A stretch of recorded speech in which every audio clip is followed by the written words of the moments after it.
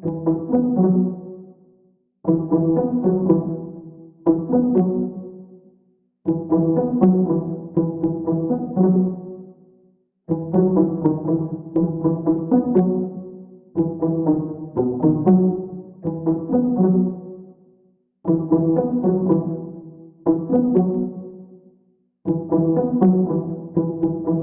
daholo ndao raha horesana amintsika ny mahakasiky ny pitsopitsony ireo vaovao malaza tamin'ity herinandro ity. Any mandry tsara lavin'ireo kandida nivoka-pifidianana izay nivoaka vonjomaika amin'izao fotoana izao. Any France nifampidinika tamin'ny diaspora i Ratsetson. Vaovao mafana ao mahajangao amin'izao fotoana izao ao mahajanga 1 no marimarina kokoa. Afakandro Christian no mitarika amin'ny vokatra vonjomaika ary no profony mahajanga fa mangetaheta fivoarana izy ireo. Ireo no fitindina amintsika atao anatin'ity video ity ka manasantsika rehetra anaraka an'ity video ity hatramin'ny farany. Azadino ny milaiky ny video antsika ary tsarovatra trany miabone amin'ny chaîne antsika mba ahafahanareo manaraka tsy tapaka ny video zalefa ny misisy tamatawata gasy toy izao ny fanaovana azy tsy ampy isika fa avetrany tonga de vavany ndao ary. Maneho ny fisaorana sy fankasitrahana ho an'ny vahoaka rehetra ao amin'ny distriktan'ny Mandritsara izay tonga ny fidy sy mbola nametraka fatokisana tamin'ny kandida larana fahenina Razakamanana André ny tenany. Isoraka manokana ho izy ny ekipa rehetra tsy ankanavaka sy ireo fikambanana izay nanohana ampitiavana tamin'izao nazahoana izao vokatra izao.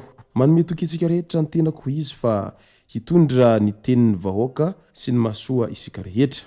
Miantso ny vahoaka ny Mandritsara rehetra ihany koa izay mba hiandry ampitonina ny valim-pifidianana vonjomaika trany raha namarana ny teniny. Mbola any Mandritsara hatrany nilaza moa ireo kandida solovam-bahoaka ao Mandritsara ao fa hanao fanambarana goavana. Hanao fanambarana goavana ireo kandida izay nilatsaka fidina solovam-bahoaka misa 4 ao amin'ny distriktan'ny Mandritsara ao tamin'iny androny 1 Mey iny raha tsy misy ny fiovana. Mahita izy ireo fa betsaka ny tsy fahatombanana sy zavatra tsy manjary izay tsy karitra izy ireo ka mahatonga ny fanambarana goavana izay hiarahan'izy ireo zay. Ho toy izay moa dia nanao fanambarana iraisana ireo kandida solovam-bahoaka tamin'ny distriktan'ny Mandritsara ny zoma 1 Mey 2024. Maro ny tsy fetezana hitan'ireo kandida ireo tamin'ny fanatanterahana ny fifidianana solombavambahoaka ny alarobia 20 Mey teo raha araky ny fanambarana izy ireo hatrany.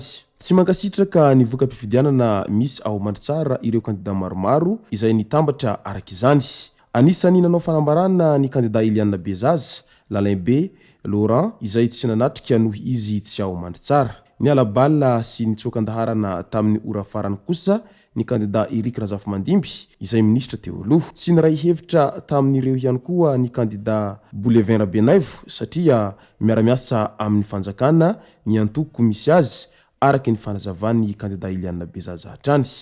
Ka noho izany dia mbola miteraka savorovoro ao Mandritsara izay trangana zavatra hitan'ireo kandida izay mampiahy azy ireo amin'izao fotoana izao. Any France ny fampidinika tamin'ny diaspora i Ratsetson. Tontosa tao ampariran'ny vohitry ny Frantsay ny zoma 1 Mey ny dinidinika narahana dihevitra niaraka tamin'ny diaspora malagasy tany Eropa.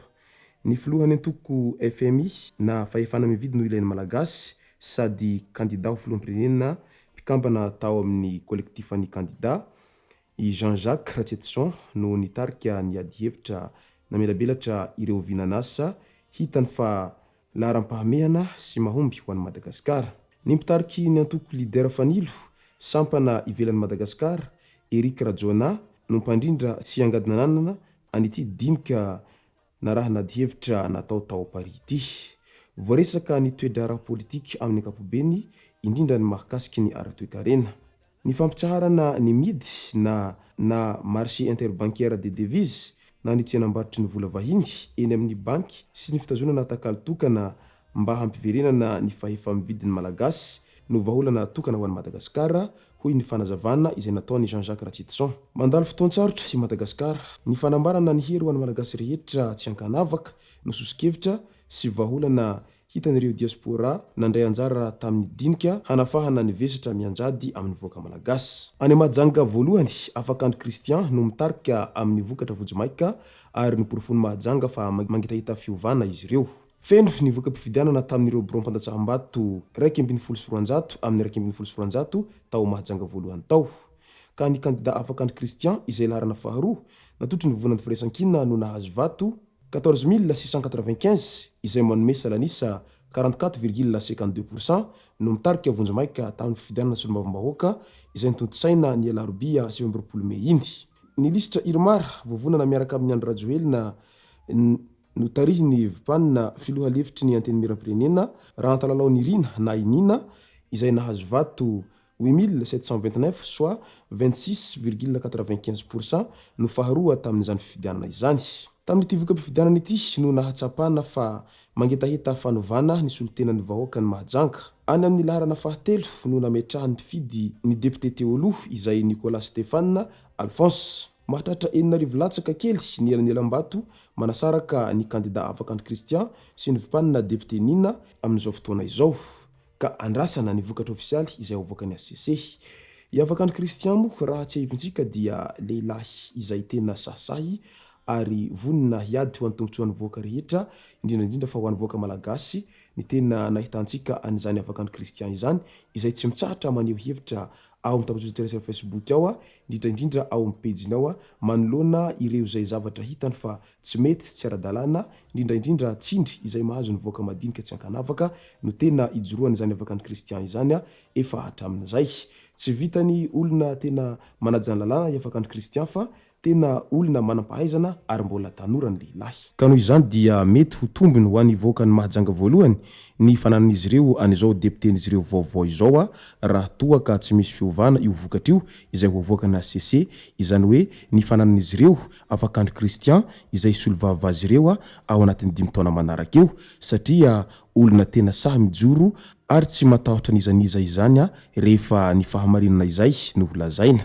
Efa maro moa ireo izay rahondrahona sy ny menasy izay mahazo ny Avakandro Christian araky ny nambarany tao anaty pejiny ihany fa tsy nampihemitra azy izany fa ny azy dia ny fitiavan'ny vahoaka iray manontolo ny zava-dehibe na dia tsy be oeraoera aza izy nandritra ny propagandiny fa maro ihany ireo voakany Mahajanga voalohany ao no nisafidy an'izany Avakandro Christian izany isolovavan'izy ireo. Etsy andanin'izay moa ireo rehetra izay mpanaradia any Avakandro Christian izany dia tena hafaliana tanteraka ny azy ireo amin'izao fivoahany vokatra vonjy-maika izao satria efa tapitra voisa daholy ny vato rehetra teny anivon'ireo biro fandatsaham-bato rehetra ao Mahajanga voalohany ao amin'ity fivoahany vokatra tamin'ny 1 Mey iny ka mety tsy dia hisy loatra ny fiovana goavana amin'ny ireo vato izay efa azo sy ny salanisa izay azon'ny kandidat tsirairay avy ireo. Ka eto izahay dia efa manararoatra mirary soa hatrany ho an'ny Avakandro Christian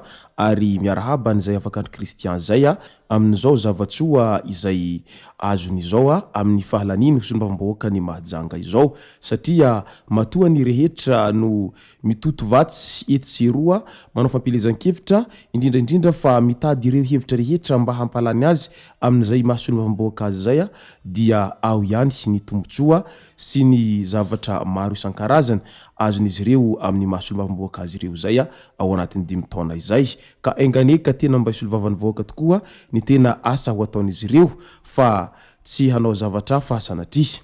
Izay raha ny masaka azona roso tomboko lasy tomboko vavy misaotra antsika rehetra nanaraka an'ity video ity hatramin'ny farany asa dino ny milike ny video antsika ary tsarovy hatrany miabone ny sainina antsika mba ahafahanareo manaraka tsy tahapaka ny video aza lefa ny misisy tonga tao Malagasy tomboko lasy tomboko vavy mankasitraka dia mirary soa.